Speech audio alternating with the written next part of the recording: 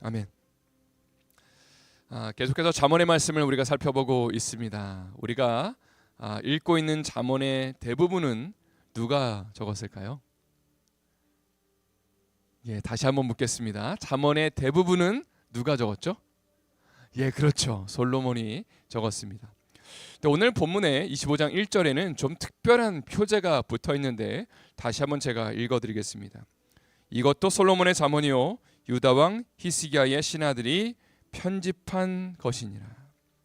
솔로몬이 지은 잠언이기는 한데 이것을 책의 형태로 갖고 있었던 것이 아니라 후대의 히스기야의 신하들이 이 말씀 모음집을 이제 함께 모아서 책으로 편찬한 것이다라는 그런 설명이 등장합니다.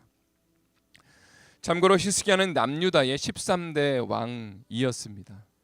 예, 그가 통치했을 때 유명한 선지자가 한 명 있는데 누구냐면 이사야라는 선지자가 히스기야 당시에 활동을 했던 인물입니다.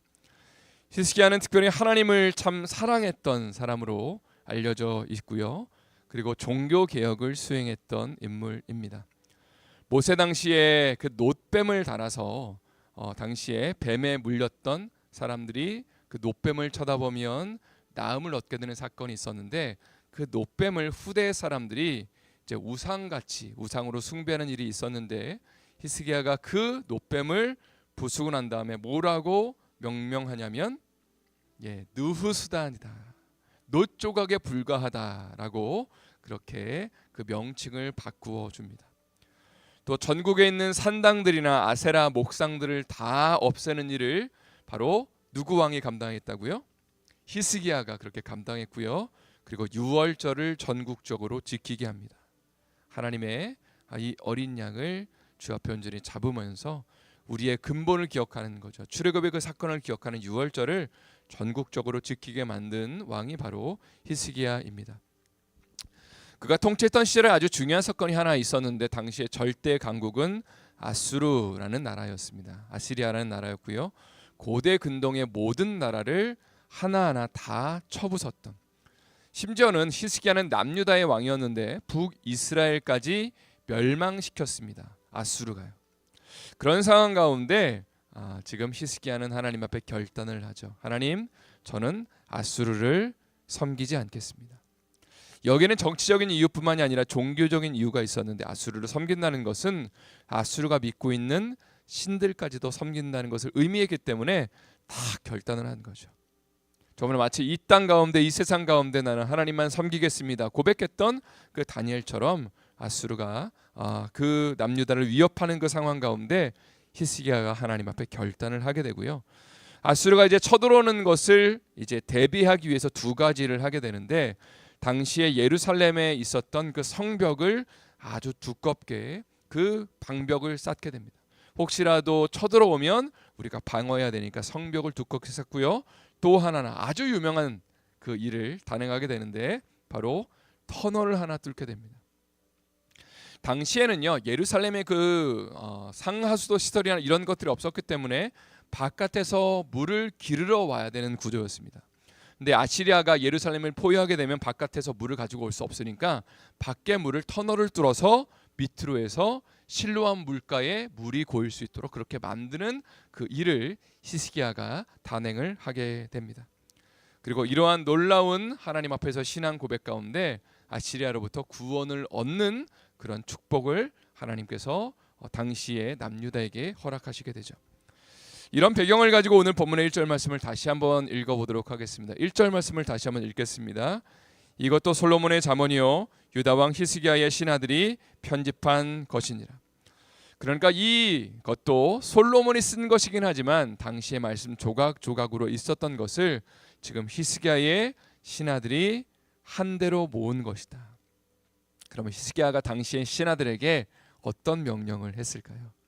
분명히 이렇게 말했을 겁니다. 하나님의 말씀으로 돌아가야 된다. 하나님의 말씀을 연구하고 그 말씀을 우리가 한번 전심으로 주님을 바라보면서 따라보자 하면서 하나님의 말씀을 연구하는 가운데 지금 솔로몬이 말했던 잠언들을 발견하게 되고 그것을 한 군데로 모아게 되었다는 것입니다. 저를 한번 힘차게 이 새벽에 따라해 주시면 감사드리겠습니다. 하나님 말씀으로 돌아가자. 다시 한번 저를 따라하겠습니다. 하나님의 말씀으로 돌아가자. 아멘이시죠? 1517년에 마틴 루터가 종교개혁을 했을 때에 세 가지 캐치프레이즈를 내세우게 됩니다. 하나는 오직 믿음으로, 또 하나는 오직 은혜로, 그리고 세 번째가 오직 말씀으로 돌아가야 된다라고 이야기를 했다는 것이죠. 우리의 삶 속에서도 여러 가지 문제들이 발생했을 때에 신앙이 좋다는 것이 무엇인가라고 질문을 한다면 다른 것이 아니고요, 하나님의 말씀으로 돌아가는 것입니다. 하나님 무엇을 말씀하고 계시죠? 어떤 문제가 발생했을 때에 우리의 생각이나 어떤 감정이나 다른 사람들의 이야기하는 것을 기르는 것이 아니라 하나님의 말씀은 뭐라고 이야기를 하죠? 라고 우리가 묻고 그 말씀대로 순종하는 것이 하나님을 제대로 믿는 것입니다. 제가 바라고 소망하는 것은 2024년부터 우리 모든 성도들이 하나님의 말씀으로 돌아가고요. 그리고 제가 아침에도 보니까 큐티책이 아직까지도 남아있던데 2024년부터는 온 성도들이 큐티에 동참하는 것입니다. 우리 호 목사님께서 자주 강조하시는 거죠. 우리가 큐티해야 된다고, 큐티해야지 산다고 말씀하셨는데, 우리가 사실 큐티를 얼마나 오래 하냐 보다 더 중요한 것은 우리가 하나님의 말씀 앞에 날마다 서는 것이 훨씬 더 중요한 것 같습니다. 하나님의 음성이 들려지는 삶을 살아내는 것이죠. 사실 우리가 매일매일 드리는 새벽 예배나 주일 예배나 수요 예배는 이제 목회자가 묵상하는 가운데 하나님의 음성을 듣고 그것을 나누는 것이기 때문에 사실 우리 성도님들의 개개인의 삶 가운데 꼭 필요한 말씀, 하나님의 음성이 들릴 때도 있지만 그러지 못할 때도 있습니다. 근데 큐티는 좀 다른 것 같아요. 기도하는 가운데 하나님이 나에게 주시는 음성을 내가 직접 듣는 것이기 때문에 훨씬 더 우리의 삶 가운데 하나님이 부어주시는 그 은혜가 특별하다는 것입니다. 그리고 하나님의 말씀이 나에게 임하면 그거를 하루 종일 나의 생각이나 감정을 가지고 사는 것이 아니라 이런 생각이 딱 들 때, 혹은 이런 감정이 들 때, 아니야, 하나님의 말씀이 이렇게 얘기하고 있었지, 하나님 내가 이거를 오늘 붙잡습니다 고백하면서 하루 종일을 살아갈 때에 하나님의 능력의 말씀 우리 삶 가운데 은혜를 부어주시고 열매 맺게 하신다는 것입니다. 이러한 은혜와 축복이 우리 삶 가운데 충만하게 넘칠 수 있기를 예수님의 이름으로 축원드립니다. 오늘 본문의 2절 3절 말씀을 또 한번 읽어보도록 하겠습니다. 2절 3절 읽겠습니다. 이를 숨기는 것은 하나님의 영화요 이를 살피는 것은 왕의 영화니라. 하늘의 높음과 땅의 깊음같이 왕의 마음은 헤아릴 수 없느니라. 여기 보면 이를 숨기는 것은 하나님의 영화이다. 2절 말씀에 이렇게 되어 있습니다. 하나님은요 이 땅을 통치하시면서 모든 일을 다 드러내시지 않습니다. 어떤 것들은 보여주시고 드러내시지만 그러나 어떤 것들은 감추시고 비밀 가운데 은밀하게 행하시는 것을 보게 됩니다. 그런데 왕으로서 혹은 리더로서 그 하나님의 뜻을 찾아내는 것, 감춰졌던 것들을 하나님 앞에서 찾기를 노력하고 실제로 하나님의 뜻을 찾아내는 것은 왕에게 있어서 최고의 영화이고 영광이다라고 이야기를 하고 있습니다. 여러분이 만약에 리더의 위치에 계시다면 여러분의 최고의 관심은 무엇입니까? 만약에 회사를 운영하고 있다면 혹은 비즈니스를 운영하고 있다면 우리의 관심은 사실 이걸 어떻게 좀 잘 이렇게 운영해서 이 회사 하나라도 잘 이렇게 좀 건사시킬까 이런 이제 고민을 갖고 있을 겁니다. 좀 더 장사가 잘 돼야 되는데 이런 고민을 우리는 갖고 있고요. 회사를 다니고 있다면 어떻게 하면 실적을 더 잘 낼 수 있을까? 위에 사람에게 어떻게 더 잘 보일 수 있을까라는 것이 우리의 고민이고 관심일 겁니다. 그런데 오늘 본문에서는 만약에 우리 삶 가운데 리더의 위치에 있다면 가장 중요한 것은 하나님의 마음을 알려고 애쓰고 노력해야 된다. 하나님이 지금 감추고 계신 것을 찾기 위해서 우리가 발버둥 치고 그것을 찾아내는 것이 우리의 삶 가운데 가장 큰 영광이고 은혜가 될 것이라고 그렇게 도전하는 것입니다. 성도 여러분, 사실 우리 크리스천의 삶 가운데 최고의 영광은요 예수 그리스도를 발견하고 고백하는 것입니다. 아멘이시죠? 예수님을 바라보고 예수님이라는 그 비밀을 우리의 삶 가운데 새기는 것이 우리의 삶 가운데 가장 큰 영광이라는 것입니다. 사실 구약 성경이 궁극적으로 우리 가운데 이야기하는 것은 예수 그리스도입니다. 하나님 역시도 계속해서 무엇인가를 보여주려고 하시는데 그러면서도 감추고 계신 그 비밀이 무엇이냐? 궁극적으로는 바로 예수 그리스도라는 보화를 우리 가운데 알려주기를 원하신다는 거죠. 로마서 11장 33절의 말씀을 한번 다 같이 읽어보도록 하겠습니다. 읽겠습니다. 깊도다 하나님의 지혜와 지식에 풍성하며 그의 판단은 헤아리지 못할 것이며 그의 길은 찾지 못할 것이로다. 우리가 하나님의 일하심과 하나님의 역사를 헤아릴 수 있느냐라고 질문했을 때에 바울은 결코 그럴 수 없다. 자, 그러면 한번 이 말씀을 우리 삶 가운데 적용해 보면 어떨까요? 우리의 삶에 이해 안 되는 일들, 참 헤아릴 수 없는 일들을 하나님이 허락하실 때에 우리가 해야 되는 일은 무엇일까요? 하나님의 지혜와 그 지식이 우리가 정말 헤아릴 수 없을 정도로 높고 우리의 삶에 하나님 부으시는 그 충만함과 은혜가 기다리고 있다라고 우리에게 말씀하고 계신다면 우리는 힘들고 어려운 일이 발생했을 때에 주님을 바라보고 무릎을 꿇고 하나님 앞에 엎드려야 되는 줄을 믿습니다. 무엇보다 예수 그리스도의 십자가를 믿는 성도들의 고백은 바로 이것이어야 합니다. 왜냐하면 구약에서 하나님은요, 이해할 수 없는 일을 행하시면서 야, 내가 정말 기가 막힌 걸 하나 준비하고 있어. 예를 들어서 북이스라엘의 멸망과 남유다의 멸망을 허락하셨잖아요. 당시에 사람들이 그것을 이해할 수 있었을까요? 아니, 하나님, 우리가 하나님 백성인데 우리가 왜 망합니까? 예루살렘 성전이 왜 무너집니까? 이해가 안 됩니다라고 사람들은 다 이야기를 했을 겁니다. 그러나 하나님을 말씀하셨죠. 조금만 기다려. 내가 준비하고 있는 것이 있어. 그러면서 우리에게 보여주신 것이 예수 그리스도라는 것이죠. 만약에 하나님이 그런 분이시라면 우리의 삶 가운데도 마찬가지라는 거예요. 이해할 수 없는 일들, 그러나 그 속에서 하나님 말씀하시는 거죠. 인내를 가지고 기도하면서 나를 바라봐. 그러면 정말로 너가 기대하지 못하는 크고 비밀한 것들, 은밀한 것들을 내가 부어줄게라고 주님이 말씀하시는 것이죠. 이런 하나님을 온전히 신뢰함으로 끝까지 승리한 우리 삶이 될 수 있기를 예수님의 이름으로 축원드립니다.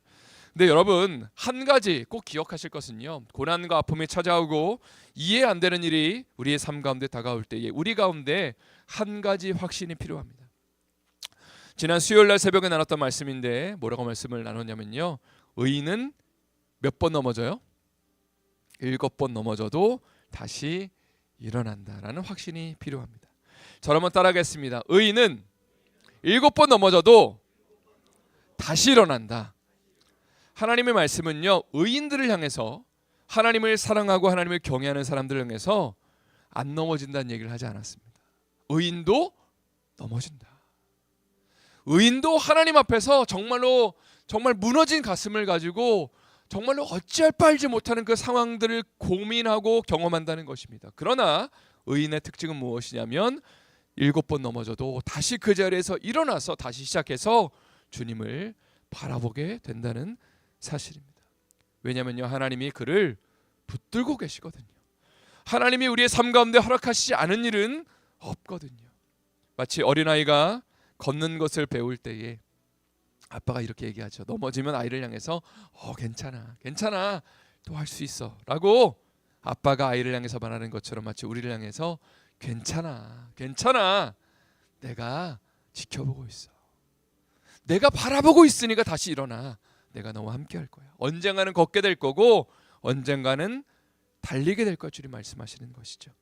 이러한 은혜와 축복이 우리의 삶 가운데, 믿음의 고백 가운데 주님을 바라보며 말씀 앞에 결단할 때에 일어날 줄을 예수님의 이름으로 축원드립니다.